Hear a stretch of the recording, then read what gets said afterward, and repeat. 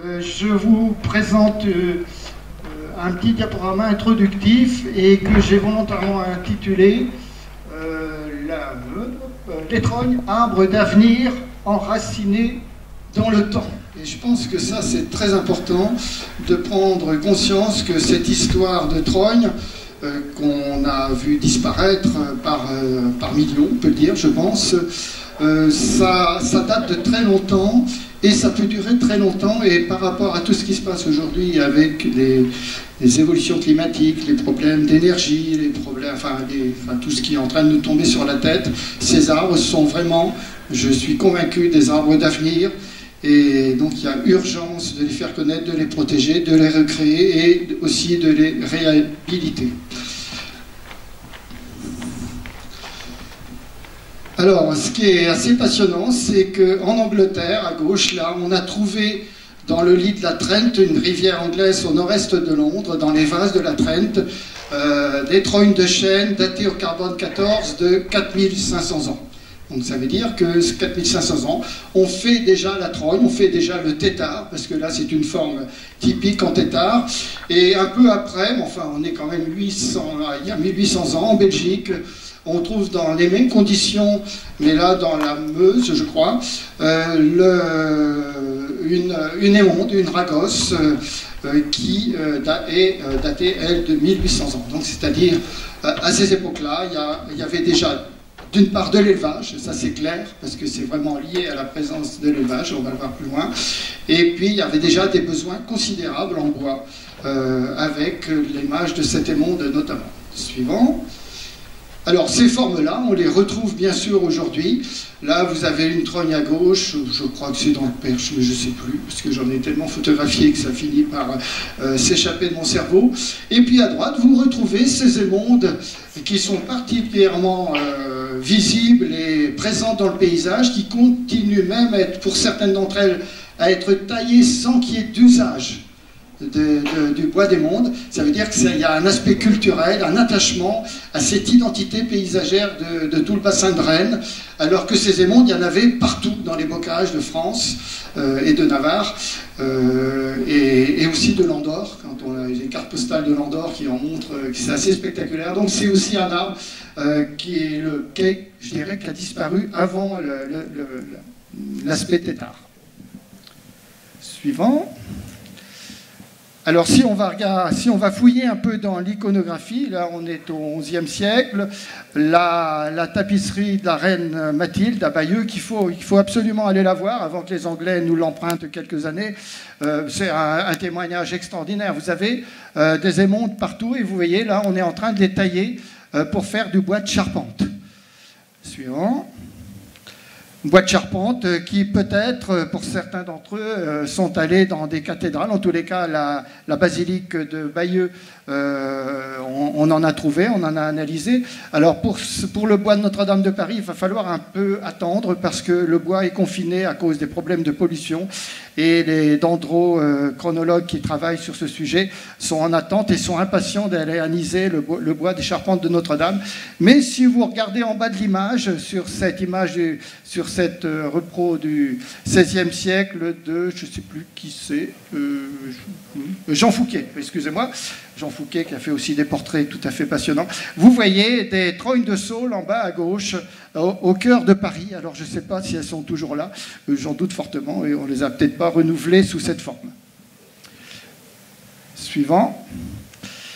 Alors, pour aller encore un peu plus loin dans la pratique de ces arbres, il est probable qu'on ait commencé vraiment à pratiquer le trognage dès qu'on a cultivé les sols, élevé du bétail, parce que par la sédentarisation, je vais y arriver quand même, eh bien qu'est-ce qui se passe? Le bétail va bouffer tout ce qui repousse au niveau de l'arbre, et eh bien, il faut inventer un système où on va mettre ces repousses précieuses hors de portée de la dent du bétail. La trogne, c'est d'abord ça, inventer une forêt perchée, un taillis aérien, et moi j'appelle ça même un taillis surfuté. On a beaucoup parlé du taillis sous-futé. Eh bien là, on a un taillis surfuté, Ça fait très forestier. On a quelqu'un de l'ONF dans la salle et je pense que ça va lui plaire de parler de cette manière-là. Et probablement qu'à l'époque, eh c'est certainement, puisque les premiers peuplements du néolithique étaient souvent au bord des rivières. Là, c'est là qu'il y avait la ressource la plus importante pour se nourrir, tant en poissons qu'en gibier. Et puis aussi, ça poussait énormément. Et si bien que probablement qu'on a fait des nasses pour pêcher le poisson avec ces premières trognes. Mais les photos ne sont pas d'époque, évidemment. Suivant. Alors, l'Isère. En Isère, vous avez la capitale de la trogne d'Osier.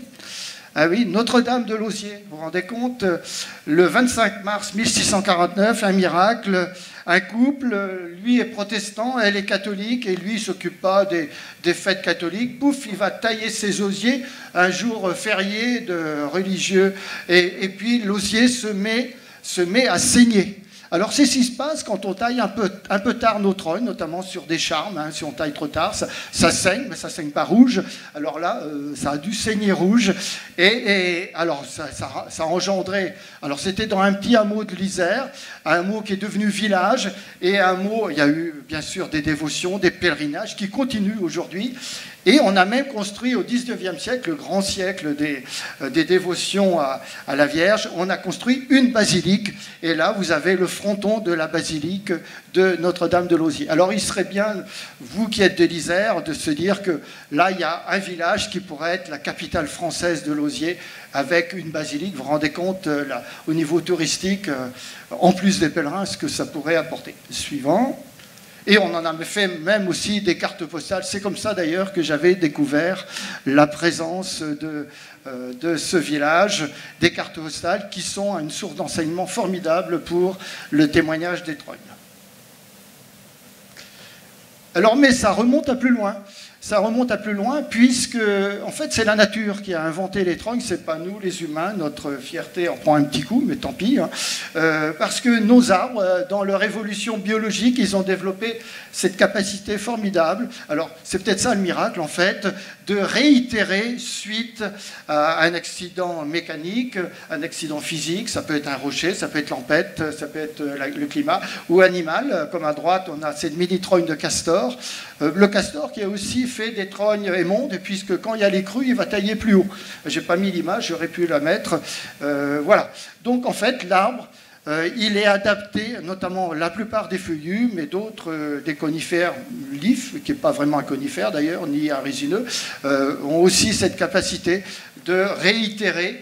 Et il faut savoir, alors ça c'est important par rapport à la diversité, par rapport à la réponse aux problèmes climatiques, que chaque réitération est en fait un sujet et un petit arbre.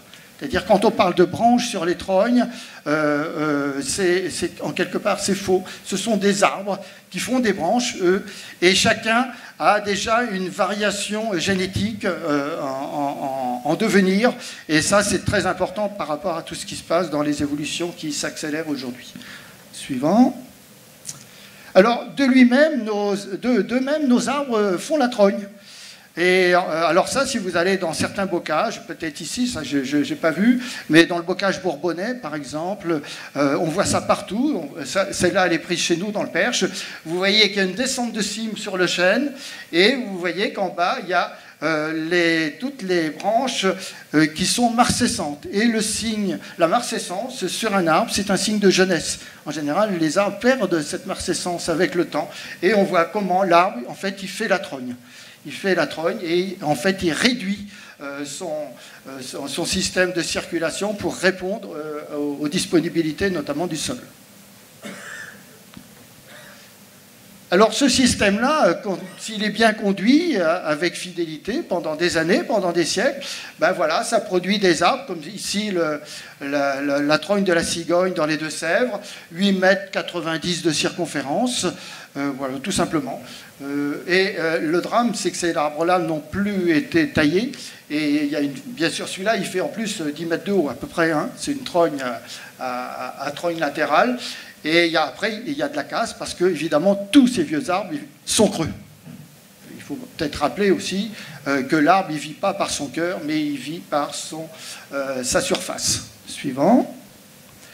Toujours dans les Deux-Sèvres, montrer que l'arbre, lui, il est capable de pousser dans des conditions que nous, on ne mettrait jamais un arbre dans ces conditions-là. Ben là, on a un gland qui est tombé ou qui a été porté par un jet ou un autre, ou un écureuil dans la fente de ce chaos granitique des Deux-Sèvres. Il y avait de l'humus, du terreau, et puis l'arbre, il a trouvé assez de matière organique et assez d'éléments minéraux et d'eau pour pousser. Et on l'a trogné à hauteur. Et ça peut durer encore très très longtemps. Suivant.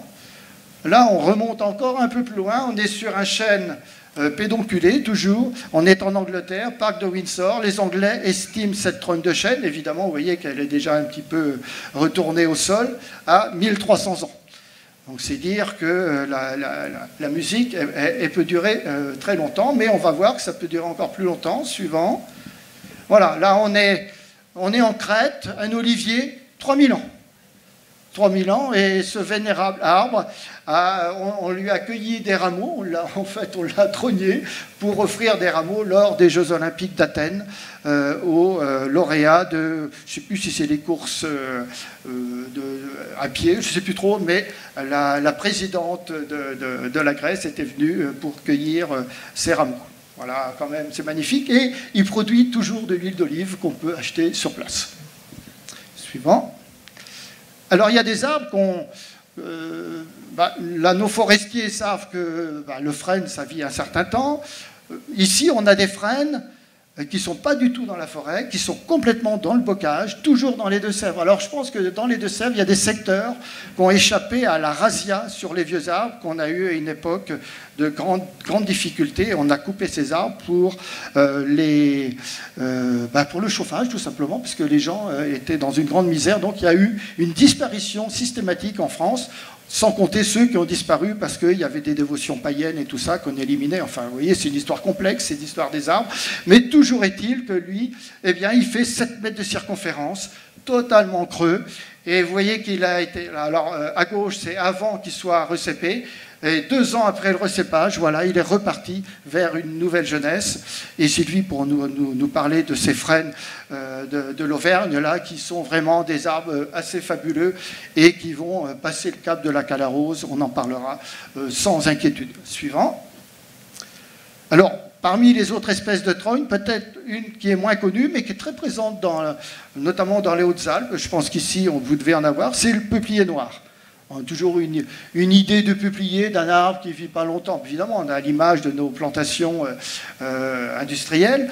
Eh bien, ici, peuplier noir, 9 mètres de haut, 9 mètres de circonférence au sol.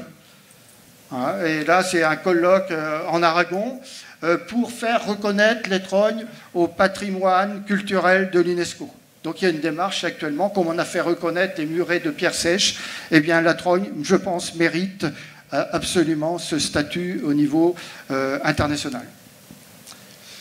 Alors, parmi d'autres essences, toujours dans le bocage, ici un tilleul, toujours dans les Deux-Sèvres, 7 mètres de circonférence à la partie la plus basse, 7 mètres ou 7 mètres 50, enfin on n'est plus à ça près, et puis qui s'est divisé en plusieurs troncs, et il est évidemment en pleine forme.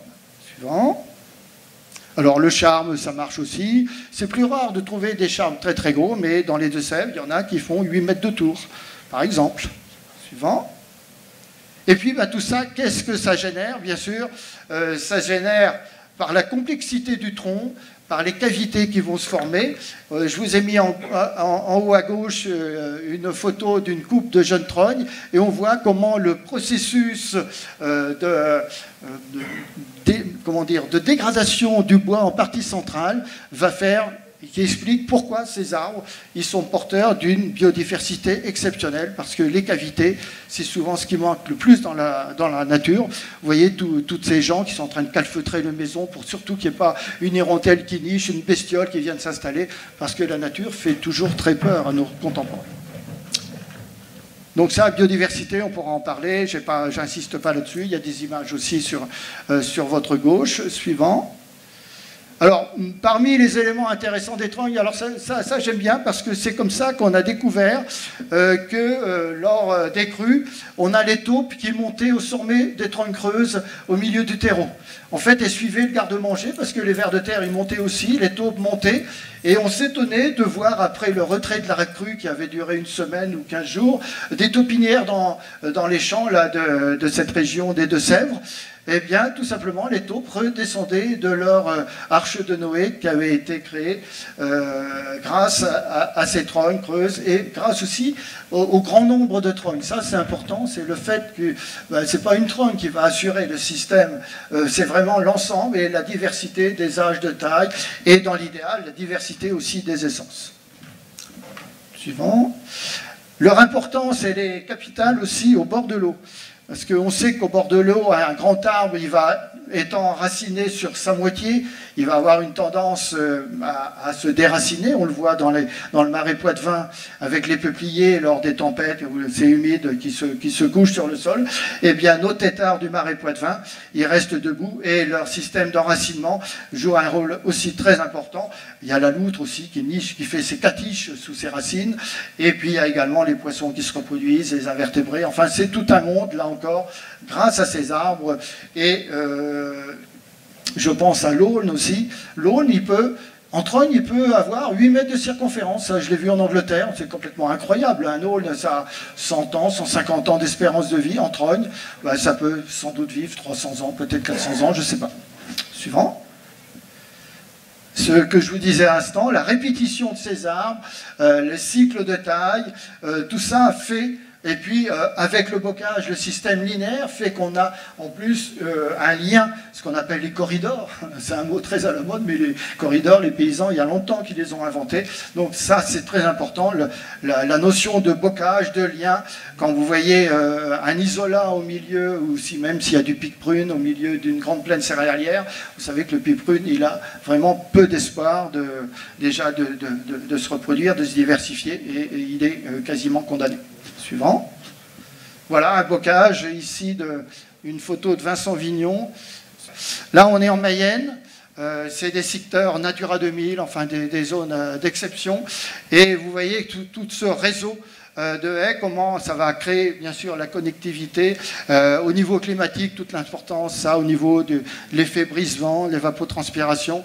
On parle beaucoup de forêt, de plantation de forêt, mais le bocage, c'est vraiment une forêt assez géniale. Je n'ai rien contre les forêts, bien sûr, gérées d'une manière intelligente, bien entendu. Mais par rapport à la gestion au niveau de l'agriculture, c'est quand même un système fabuleux. Et ces arbres, on peut les voir aussi en boisement. Ici, on est en Espagne, ce qu'on appelle la DSA. Une DSA ici de frêne, des boisements qui sont étonnants. Vous voyez, tout ça, ça a été taillé. Tout ça, ça va produire. Et tout ça, ça capte du CO2 en excès là-haut quand même. Hein. Un morceau de bois, c'est un morceau de gaz. Hein, vous enlevez les éléments minéraux là-dedans, vous enlevez l'eau, et c'est du gaz. C'est du CO2 qu'on a en trop. Et quand on le met dans l'habitat, quand on le met dans des constructions, quand on le met dans les meubles, on immobilise du CO2 qu'on a en trop. Suivant. Alors, autre magnifique exemple, l'Estramadour en Espagne. Alors là, le haut lieu de la pata negra, hein, ce cochon, cette viande de porc vendue, réputée à l'échelle mondiale, hein, ils exportent dans le monde entier. Et avec quoi sont nourris les porcs, principalement et engraissés, avec les glands de ces chênes verts de la DSA. Donc là encore, un formidable exemple. Vous enlevez les arbres, c'est le désert qui arrive. Donc là, par rapport aussi aux évolutions climatiques, on est dans une importance capitale. Et vous voyez nos bovins qui sont là-haut, ils ont bien compris que c'était beaucoup mieux à l'ombre de ces chênes taillés en parasol. Alors là, c'est une technique de taille qui permet d'agrandir l'ombre de ces arbres. Au milieu, vous voyez une image qui montre que le chêne vert, c'est un bois formidable au niveau énergie, mais bois d'œuvre aussi. Je me souviens d'avoir fait une animation avec les agences d'espace vert de la ville de Nantes. On avait trogné des chênes verts et on a fait des maillets avec Alors là, super densité pour faire du maillet avec la tarière sur place. Tout le monde peut faire ça, ça ne coûte rien. Et puis, de temps en temps, sur ces espaces, en alternance, on va cultiver. Donc il y a tout un... C'est complexe, c'est pas aussi homogène, hélas, que ça pourrait l'être, mais voilà, tout ça, c'est un modèle par rapport à tout ce qui aussi nous attend au niveau du climat, sans compter qu'au niveau biodiversité, ce sont aussi des zones de chasse dont on vient très loin pour chasser. Alors, en allant encore un peu plus loin, j'y suis pas allé. La pandémie m'en a empêché, mais on avait prévu un voyage avec Arbres et Paysages 32, notamment, d'aller voir ces extraordinaires frênes dimorphes dans l'Atlas marocain. Alors là, c'est un modèle de génie paysan associé au génie végétal. Qu'est-ce qui se passe? Eh bien, ces arbres, comme vous l'apercevez, ils sont le résultat de cépées dont on a réuni les brins. Pour que ces brins se greffent, on appelle ça l'anastomose, se greffent, et grâce à cette particularité, l'IRD de Montpellier, Denis Génin, et puis Mohamed Al-Efriki, qui est là-bas au Maroc, eh bien, on s'aperçoit qu'il y a une production fourragère 30% supérieure grâce aux arbres anastomosés. Vous vous rendez compte par rapport au potentiel de ces arbres. Alors, on s'est demandé pourquoi, évidemment, ils sont fous ces arbres, qu'est-ce qui se passe?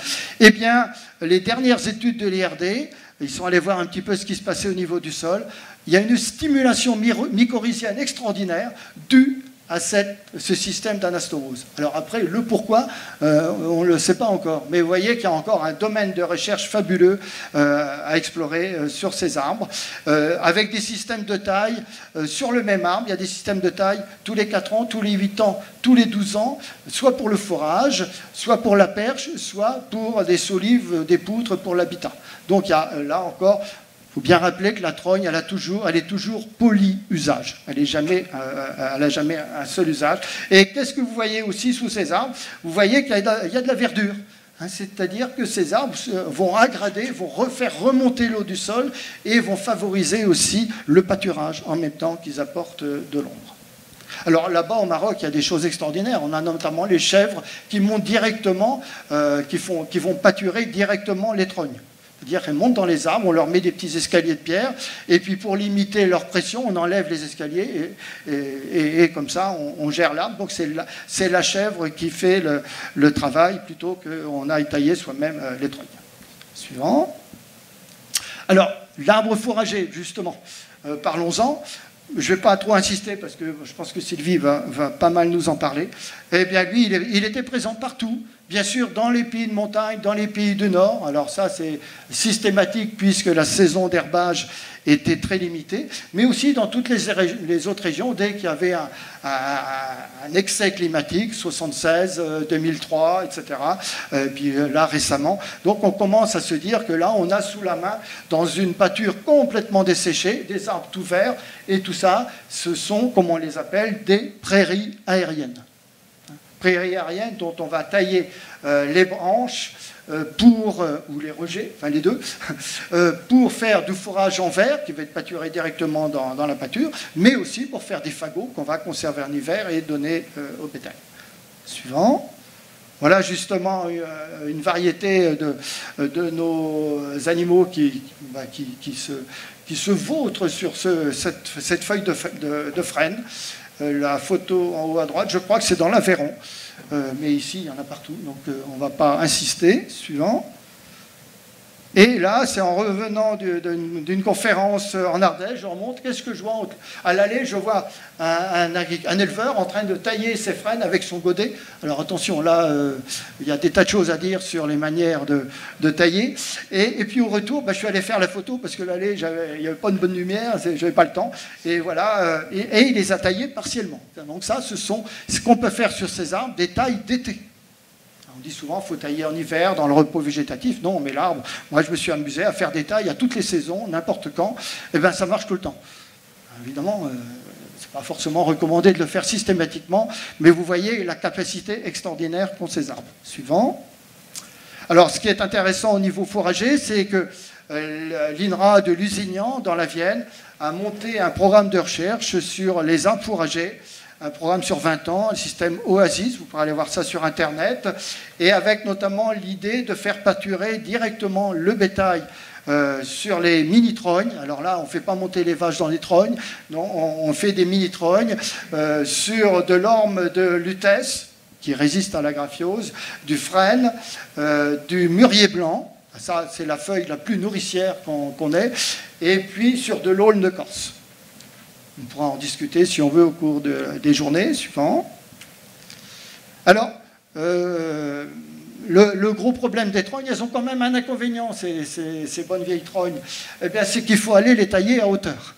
Et ça a créé, hélas, beaucoup d'accidents par imprudence, notamment parce qu'elles n'étaient plus taillées régulièrement. C'est une des raisons importantes, et puis le fait d'aller tailler à hauteur.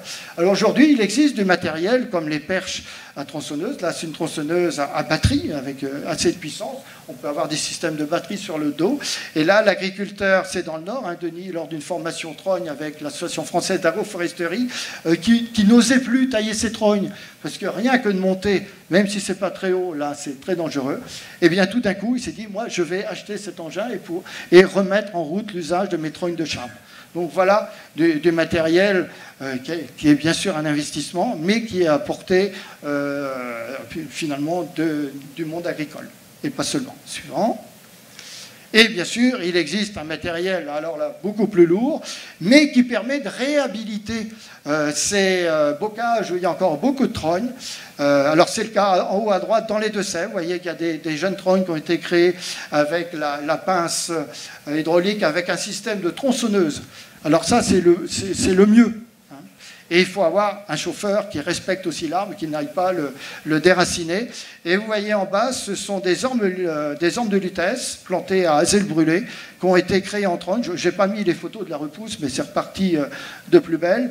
Et l'intérêt aussi par ces types de tailles, c'est, bien sûr, ça ne va pas revenir au bon niveau, ça peut éclater les rejets. On peut revenir après coup à la tronçonneuse s'il y a nécessité de le faire.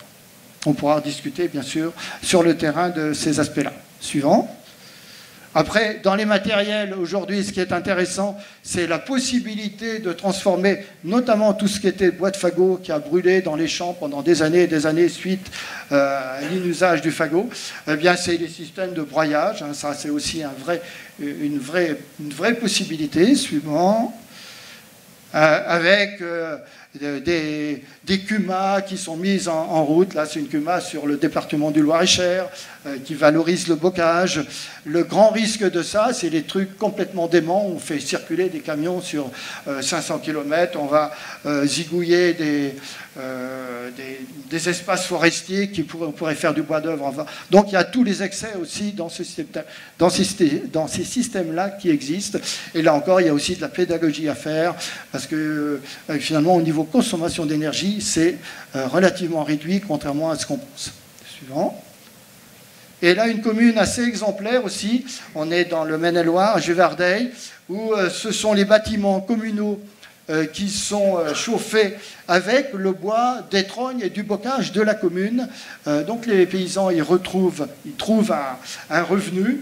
Et ce qui est intéressant, c'est qu'en même temps, il y a tout un travail pédagogique avec le chemin du roi, avec des arbres têtards qui a été fait. Donc il y a en même temps une transmission qui se fait, une pédagogie. Et ça, je crois que c'est indispensable parce qu'il y a une telle ignorance, y compris des gens qui ont toujours eu ces arbres sous les yeux, que c'est le b.a.-ba, je dirais, du renaissance, du renouveau de ces arbres aussi.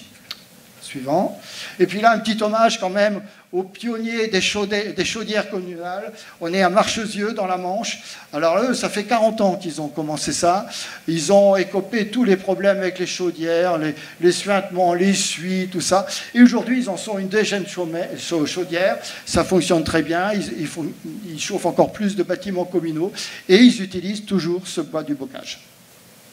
Suivant. Alors cette matière qu'on a longtemps appelée déchet, vous vous rendez compte? On appelle le bois de dire que c'est du déchet. Vous connaissez tous les allers-retours à la déchetterie. Eh bien non, c'est une biomasse archi précieuse. Hein, tellement précieuse que aujourd'hui on commence dans certains coins à se l'arracher. Alors, pour bien sûr faire des plantations, la photo de Sylvie, mais elle vous en parle aussi, de la litière pour le bétail. Alors ça, c'est extrêmement important et c'est en train de se développer partout en France. Et puis aussi les plantations en ville, les arbres des villes, comme à Auch, par exemple. Je crois que pratiquement tous les arbres d'Auch sont paillés avec les arbres de la ville d'Auch. Donc au niveau de la cohérence du cycle, on voit bien que tout ça, c'est mieux que d'aller chercher de la coque de noix de coco, de je ne sais pas où, enfin bref, tout ce qu'on peut voir. Je ne parle pas des bâches plastiques tissées, enfin le pétrole qu'on met partout, suivant. Et puis, on peut aussi répandre avec des épandeurs à fumier, ce qu'on appelle ce BRF sur les parcelles pour revitaliser les sols, redynamiser les sols. Et dans le cas de ces arbres qui sont replantés dans les champs, eh bien, si vous imaginez que ces arbres, on les taille en trogne, on voit bien le cycle vertueux que ça va avoir, limiter éventuellement la concurrence de l'arbre en ombrage sur la parcelle, et puis tous les apports au niveau productivité, y compris aussi en bois d'œuvre à un moment, et en biodiversité, évidemment. Suivant. Alors la mécanisation, elle est aussi pour des usages plus anciens, le fagot, la possibilité de stérer aussi maintenant en système transportable. On appelle ça des fagoteuses, mais on n'est plus dans le fagot, mais il y a des agriculteurs qui utilisent ça. Et puis les systèmes de pince pour faire du fagot aussi, même si on peut toujours apprendre à faire du fagot manuellement. Suivant. Voilà, le fagot, là, il y a un marchand de crêpes ou de pizza qui chauffe son four avec du fagot. Donc, il y a des paysans boulangers aujourd'hui qui sont en train de refaire de la trogne pour faire le fagot qu'ils vont utiliser sur place. Et vous voyez qu'aujourd'hui, dans toutes les petites et grandes surfaces de France et de Navarre, parce que je ne suis pas allé voir en Navarre, mais je suis sûr que c'est pareil, eh bien, on vend du petit bois en sac plastique, alors qu'il y a partout des arbres dans le bocage, dans le paysage. On voit bien comment, là, il y a un potentiel aussi de valorisation de ce bois, comme on le faisait là-bas avec la fabrication des margottins dans l'Yonne, qui étaient exportés dans tout Paris. Suivant. Alors, ces arbres sont aussi tout à fait intéressants par rapport au parcours à volailles, avec soit des peupliers, soit avec des mûriers. Les volailles vont manger les mûres aussi au moment de la production des mûres. Avec des noisetiers, ça permet d'éviter le problème du balanin. Enfin, il y a plein de possibilités. Il y a même des trufficulteurs qui font de la trogne parce que ça stimule aussi la formation de truffes. Vous voyez que c'est quasi infini. Suivant. Alors, parmi les espaces où on peut réintégrer les trognes, il y a plein de délaissés partout, les espaces zones artisanales, les espaces d'épandage des eaux, les délaissés routiers, les délaissés ferroviaires, les espaces urbains comme là-haut, à Saint-Marc-la-Lande, à côté de Rennes, là on est l'autoroute de Normandie. Vous voyez tout ça, tout le potentiel partout d'existence, ça évite d'aller bêtement passer la tondeuse à gazon et de bousiller la biodiversité qui se produit au sol. Donc là on joue sur plusieurs niveaux et alors là en France on a un potentiel. Alors il y a des gens qui se font beaucoup de sous en faisant des forêts, on plante 5 arbres au mètre carré, enfin des conneries monumentales. Là on a des solutions. Suivant. Alors les ronds-points aussi, comme ici dans le Morbihan. Voilà, Guidel dans le Morbihan, ils ont mis des troncs sur les ronds-points. Suivant. Les terre-pleins routiers dans les Deux-Sèvres. Vous voyez le potentiel, ça fait une allée pour se promener, une intimité, et puis à gérer, les troncs ne sont pas hautes, c'est pas compliqué, il n'y a pas besoin de pince hydraulique. Et là, on a un potentiel, ça tient le talus, ça isole du bruit, et ça crée de l'ombrage. Et voilà des solutions toutes simples, mais c'est sans doute trop simple pour l'instant qu'on les diffuse largement. Suivant. Et puis je ne parle pas du vignoble, hein, la vigne et la trogne, la vigne étant elle-même une trogne, une liane trogne, la vigne qui monte sur la trogne, etc., etc. Et aujourd'hui, on est en train à nouveau d'attacher le vignoble avec de l'osier, hein, par rapport à l'image, notamment dans le Bordelais. Et puis on est en train de remettre des trognes dans la vigne, parce que comme on contrôle son développement, ça fait une concurrence moindre à la vigne. Et on a fait une formation trogne en Champagne, vous vous rendez compte, on a fait du plessage et de la trogne en Champagne dans le vignoble, je ne sais plus, le prix de l'hectare, je ne sais plus, enfin, c'est tellement énorme que je l'ai oublié, quoi. Suivant. Et puis, il y en a qui refont de l'émonde. Après, bon, il y en a des systèmes d'élévation qui permettent d'aller tailler à hauteur. Je ne dis pas qu'il faut forcément faire des émondes partout. On peut très bien faire, quand il n'y en a pas de bétail, des trognes pas très hautes. Dans les Deux-Sèvres, par exemple, on a des loges de piquet-pêche, dans les terrets du marais Poitevin, à 80 cm du sol. Donc, l'oiseau s'adapte. Et hier, on discutait avec toute l'équipe de la Maison Botanique, qui est là. Hein. Ils sont venus à 7 quand même, rendez compte, hein, du Perche, on a fait 10 heures de route. Eh bien, les nichoirs à huppe fonctionnent bien s'ils sont très bas. Sinon, ils sont occupés par les étourneaux. Donc, un nichoir à huppe à 80 cm de sol, ça doit marcher. Donc, il y a des questions aussi à se poser par rapport à ces possibilités. Bon, tout est ouvert. Là, à droite, on est en Espagne, en Aragon, suivant. Et en Aragon, tout l'habitat ancien était fait avec les rejets de ces peupliers noirs qui sont présents partout le long des cours d'eau. C'est quand même un potentiel extraordinaire. On est capable d'aller sur Mars, on n'est plus capable de réutiliser la production de ces arbres. Vous vous rendez compte, hein, il y en a même qui vont s'envoyer en l'air plutôt que de penser à la... Bon. En bas à gauche, ces arbres, avec le temps, deviennent des bois précieux. On est sur nos forêts à bois précieux, puisqu'il y a du pillage de trognes qui a lieu dans toute la France, souvent avec des entreprises étrangères, pour faire du bois de loupe, pour des tableaux de bord, de yachts, enfin des choses, nous, qu'on ne connaîtra pas. Mais c'est pas grave si on ne connaît pas ces endroits où bon.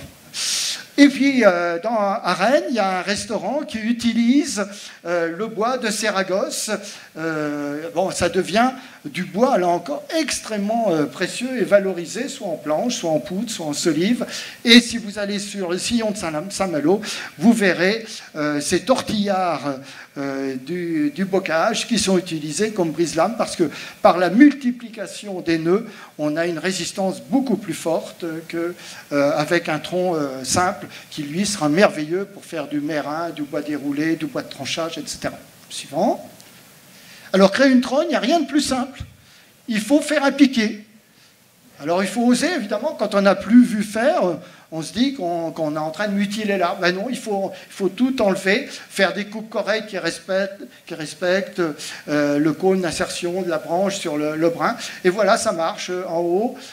Sur un an, voilà ce que ça donne. De février à janvier 2010, moins d'un an même, vous avez le chêne qui a repoussé. 3 ans après, il y avait des glands.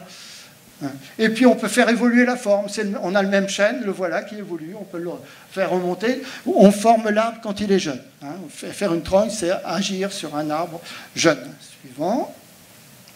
Alors, avec les saules, avec les peupliers, on bouture. Sauf le saule marceau, lui qui n'aime pas être bouturé. Il faut le savoir quand même. Par contre, le saule cendré, ça fonctionne. Alors là, on peut démultiplier à l'envi les clones, parce que ce sont des clones. Alors faire attention, si on fait ça, de diversifier aussi l'origine pour ne pas tomber dans le travers qu'on a, nous les humains, de la monoculture. Suivant. Et puis, alors là, un merveilleux exemple alors ce soir, il y en a qui verront le film qu'on avait réalisé avec Arte. Eh bien, ce film a été vu en Allemagne il y a 2 ans. Et ça a donné l'idée à 2 associations, une association allemande et une association togolaise, de mettre un programme de développement pour que les femmes évitent d'aller faire des kilomètres, d'aller chercher du bois très loin et de continuer à enlever la forêt. On a planté 2000 trognes, 2000 arbres, 2000 acacias, sénas, siamea. Et aujourd'hui, on a les premières trognes qui produisent, on a le bois des premières trognes. Ça pousse très vite dans ce coin du Togo. Et ils ont eu le 5e prix des propositions de l'environnement à la COP 26. Donc là, et en plus, il y a le développement de fours qui polluent moins, enfin, il y a tout quelque chose. Et c'est extraordinaire. Et ça, c'est grâce aussi à la trogne. Vous vous rendez compte? Alors bien sûr, ça sert de fourrage en même temps, il n'y a pas que le bois de chauffage, et puis ça va créer de l'ombre pour les cultures intercalaires. C'est ce qu'on appelle, je crois, de l'agroforesterie. Même si on brûle, il y en a qui ont dit fumisterie à un moment, parce que ça brûle. Non, c'est foresterie. Un système, parce que le bocage, c'est de l'agroforesterie aussi. Suivant. On a presque fini. Alors évidemment, comme la Maison Botanique est venue en grand ici, on ne pouvait pas ne pas parler du chemin des trognes. on pourrait faire partout en France des chemins des trognes pour justement montrer ces arbres ici. L'idée a été de les mettre en scène autour d'un chemin qu'on a créé ex nihilo, puisqu'il n'y a pas de chemin, des trognes mortes qui sont là comme des sculptures paysannes, ce qu'elles sont vraiment, mais surtout entre ces trognes, on a des arbres qu'on a plantés et qui, pour certains d'entre eux, ont été déjà taillés au moins 2 fois, hein, Étienne, peut-être 3 fois. Ouais, peut-être plus. Donc ça produit très très vite. Et ça, c'est extrêmement encourageant. Et si on montre ça au public, ça n'a pas besoin d'être très très long. On peut dire que là aussi, on a des atouts parce qu'à Boursay, ça sert de support pédagogique pour les écoles. À gauche, on a une maternelle.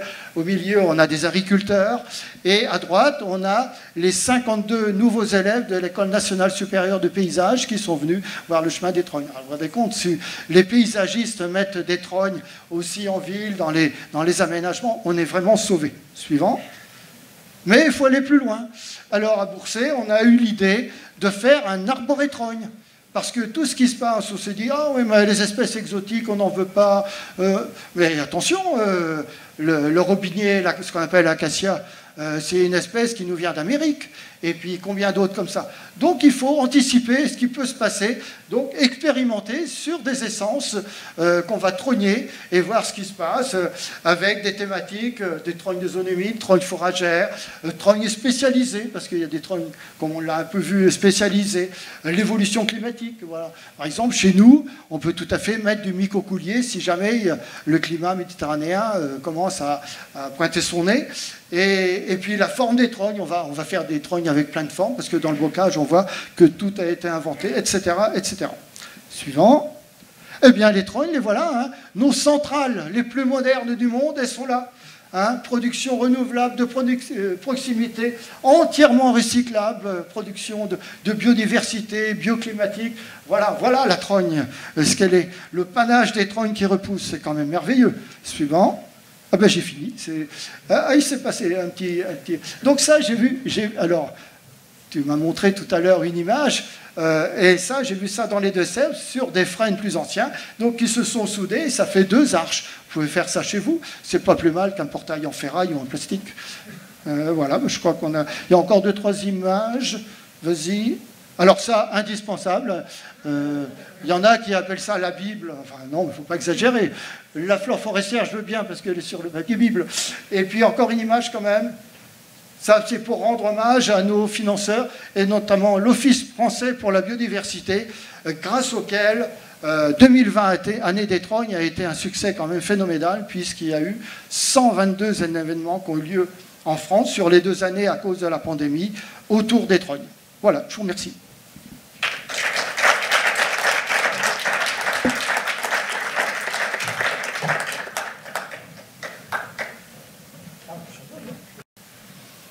Alors, on va faire un petit tour de si vous avez quelques questions.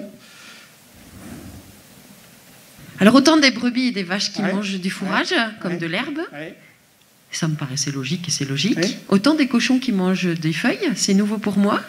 Donc, à part le frêne, ils grignotent quoi? Ils en mangent des grosses quantités? Je crois qu'ils grignotent tout parce que mes parents étaient des petits paysans. Et maman érussait les arbres. Vous savez ce que ça veut dire? Érusser, ça veut dire prendre les feuilles, arracher les feuilles, dans un sens ou dans l'autre d'ailleurs, suivant les essences, pour faire de la feuille, pour donner aux animaux.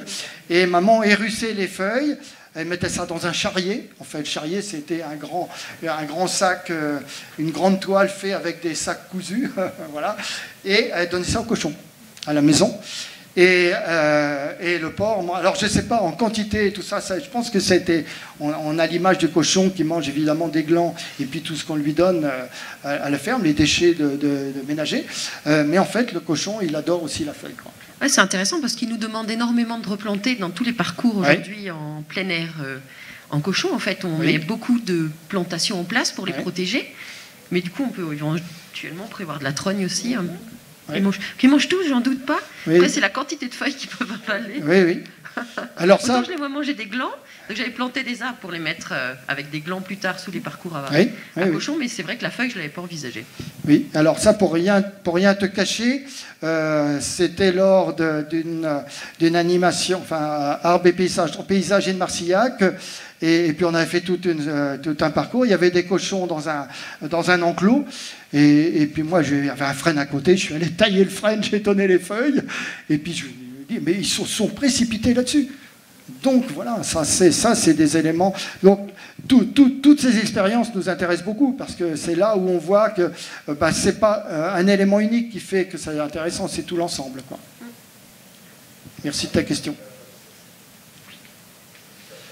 Vous avez présenté les frênes surtout pour les arbres fourragers. Est-ce que les arbres comme le chêne qui sont tanniques peuvent servir d'arbres fourragers ? Alors le frêne est systématiquement mangé par le bétail. Alors si vous allez dans un bocage, vous avez des chênes, vous verrez, qui sont tous broutés à hauteur d'accès du bétail, que ce soit les moutons, que ce soit les vaches. Il faut faire un petit peu attention avec le chêne par rapport à la quantité de glands, notamment quand il y a la glandée par rapport aux moutons, par exemple. Parce que les moutons peuvent en manger trop.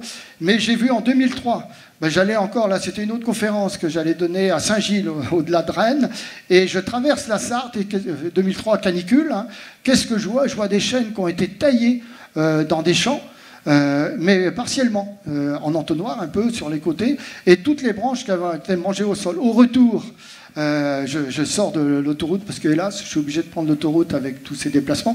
Je sors, je rencontre l'agriculteur, un agriculteur qui avait fait cette taille, et il m'a dit, il y avait des glands sur les arbres, donc il faisait attention de donner un complément justement pour limiter l'impact tannique, bien sûr, des glands, puis quand c'est trop brutal. Donc il y a là évidemment le risque, c'est comme les pommes, dans des pommiers, quand il y a trop de pommes, les animaux peuvent s'engorger, se rendre malades. Donc il faut gérer effectivement la quantité ingérée et éventuellement compenser avec autre chose. Juste, j'ai pas saisi s'il y avait un intérêt particulier de la forme émonde par rapport à la forme tétard. Alors, le tétard, tu vas prélever la tête. Enfin, toi, tu as coupé ton arbre quand il est jeune et il émet des rejets à hauteur. Ceux du tronc, généralement, sont mangés par justement le bétail qui est dans le champ. Où ils sont enlevés volant. Si tu n'as pas de bétail, tu les enlèves après le pousse de printemps à la main. Ça s'enlève tout seul. Et on favorise donc ce taillis perché. Alors que les mondes, on a un taillis latéral et la production de la tête de l'arbre t'intéresse peu parce que là, tu démultiplies la production de branches, notamment pour du fagot. C'était bassin de Rennes, c'était les poteries, les tuileries, les boulangers, il y avait une population importante, mais partout ailleurs, on a fait de l'émonde. Donc c'était pour produire, c'est vraiment là, je dirais, les arbres à fagot ou les arbres à charbonnette quand on taille un peu plus gros. Et puis la résistance du bois, après il y a usage, quand on regarde aussi le vieil habitat dans toutes ces régions de Bretagne, on va trouver des poutres faites aussi avec ces ragos, ces émondes ou ces ragoles, comme on peut les appeler. Voilà.